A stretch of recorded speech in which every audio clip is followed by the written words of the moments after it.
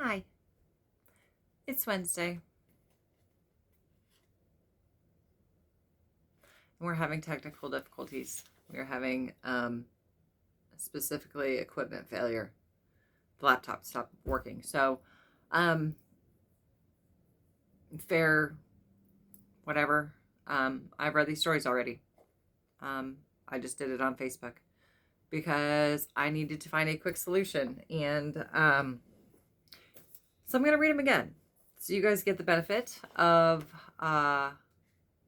hopefully a little bit better rhythm. I don't know.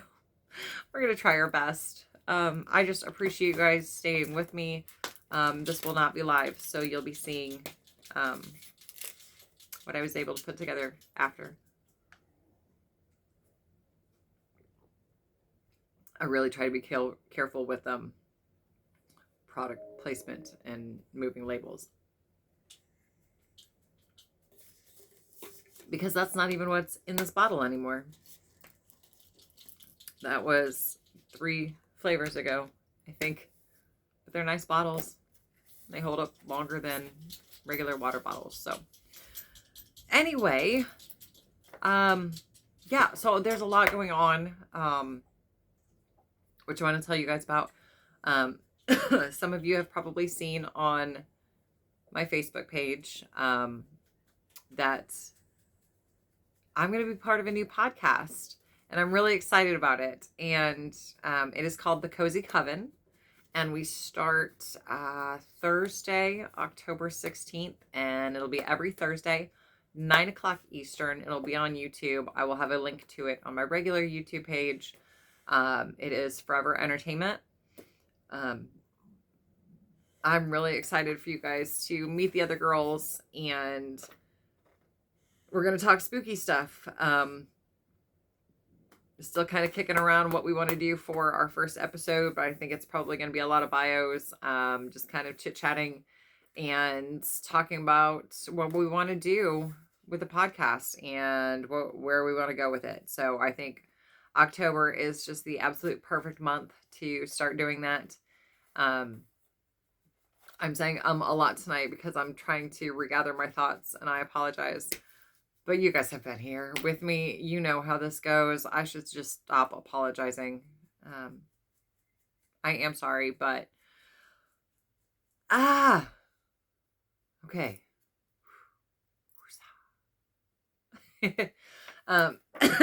Again, tonight we are starting the 3rd section in our Irish fairy tales. And this section is called Supernatural Forces.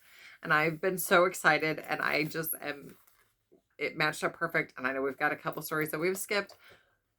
We may circle back at the end, but to be doing Supernatural Forces in October, it's October 1st, and we're reading witches tonight. It's great. So we'll get started with that. This section, like the others, has its little intro. This one's very brief. So we'll start with that, and then we'll do 2 short stories tonight, and hopefully be back in the groove next Wednesday. If anybody here is watching that knows anything about computers, specifically HP laptops, please comment or send me a private message. Reach out to me on Facebook. Everything is the same on Facebook that it is here. Find me there. Please help. I don't know enough. In fact, I know so little that I'm scared to even try. But with that, I'm going to take another little drink, clear my throat, take yourself a little drink, get settled in.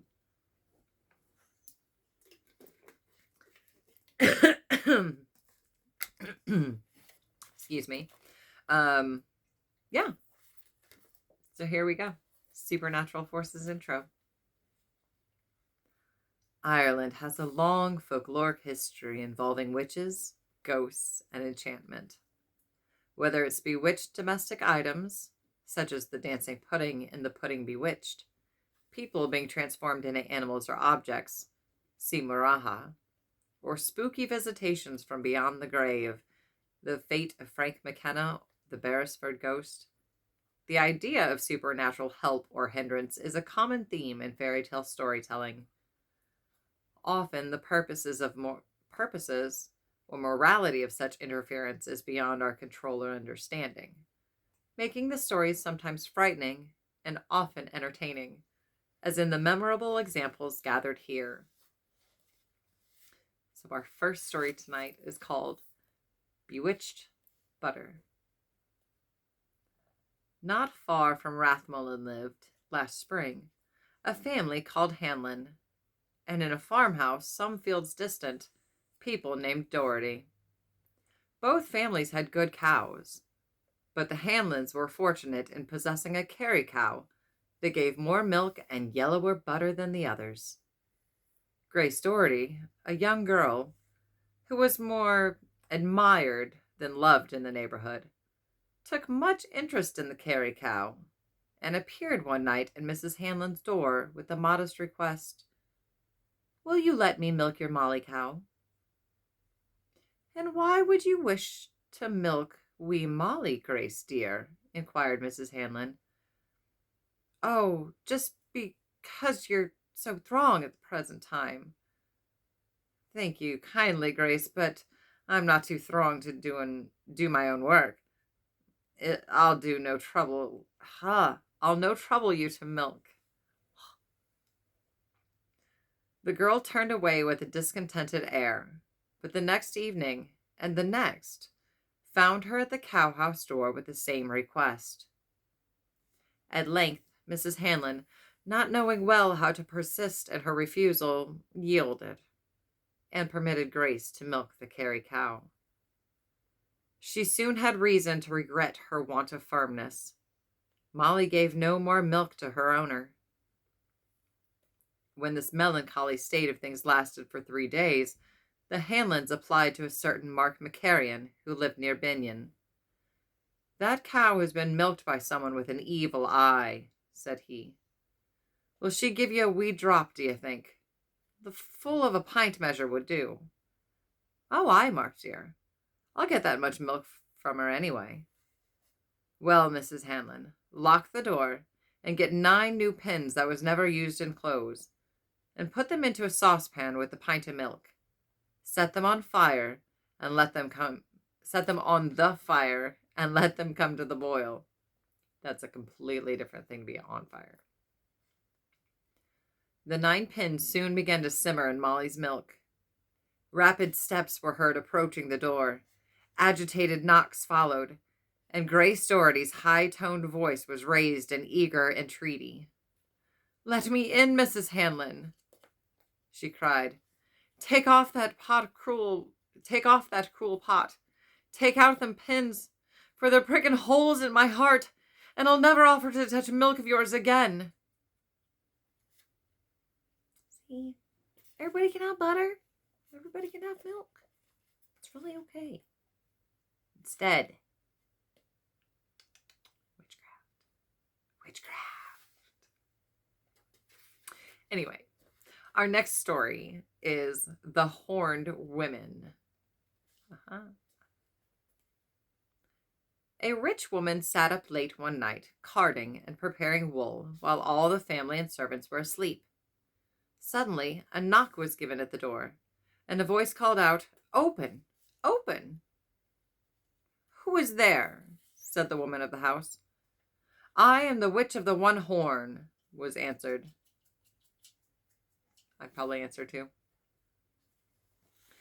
The mistress, supposing that one of her neighbors had called and required assistance, opened the door, and a woman entered, having in her hand a pair of wool carders, and bearing a horn on her forehead, as if growing there.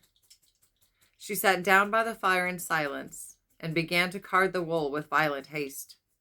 Suddenly she paused and said aloud, "Where are the women? They delay too long?" Then a second knock came to the door, and a voice called as before, "Open! Open!" The mistress felt herself constrained to rise and open to the call, and immediately a second witch entered, having 2 horns on her forehead, and in her hand a wheel for spinning wool. "Give me place," she said, I'm the witch of the 2 horns." And she began to spin as quick as lightning.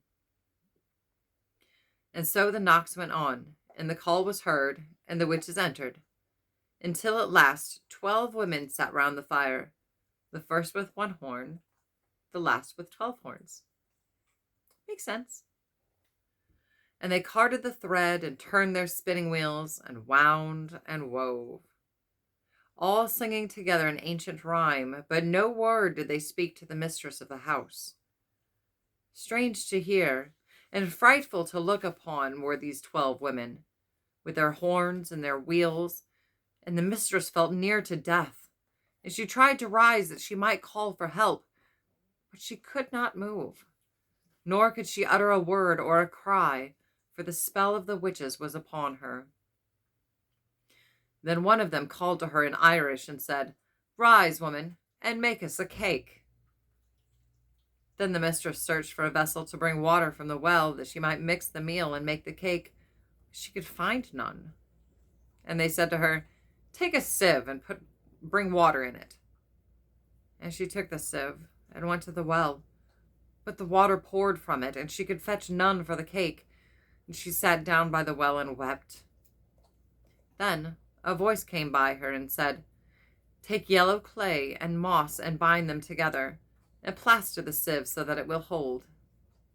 This she did, and the sieve held the water for the cake. And the voice said again, "Return, and when thou comest to the north angle of the house, cry aloud 3 times and say, 'The mountain of the Fenian women and the sky over it is all on fire.'" And she did so. When the witches heard the call, a great and terrible cry broke from their lips, and they rushed forth with wild lamentations and shrieks, and fled away to their homeland. But the spirit of the well bade the mistress of the house to enter and prepare her home against the enchantments of the witches, if they returned again. If. Of course they're coming back. And first, to break their spells, she sprinkled the water in which she had washed her child's feet. The feet water. Outside the door on the threshold. Secondly, she took the cake which the witches had made in her absence, of meal mixed with the blood drawn from the sleeping family. Gross. And she broke the cake in bits, and placed a bit in the mouth of each sleeper, and they were restored. And she took the cloth they had woven, and placed it half in and half out of the chest with a padlock. And lastly, she secured the door with a great crossbeam fastened in the jambs, so that they could not enter. And having done these things, she waited. Not long were the witches in coming, and they raged and called for vengeance. "Open, open," they screamed. "Open, Feetwater." "I cannot," said the Feetwater. "I am scattered on the ground, and my path is down to the lock." "Open, open, wood and trees and beam," they cried to the door. "I cannot," said the door, "for the beam is fixed in the jambs, and I have no power to move." "Open, open, cake that we have made and mingled with blood," they cried again. "I cannot," said the cake, "for I am broken and bruised, and my blood is on the lips of the sleeping children."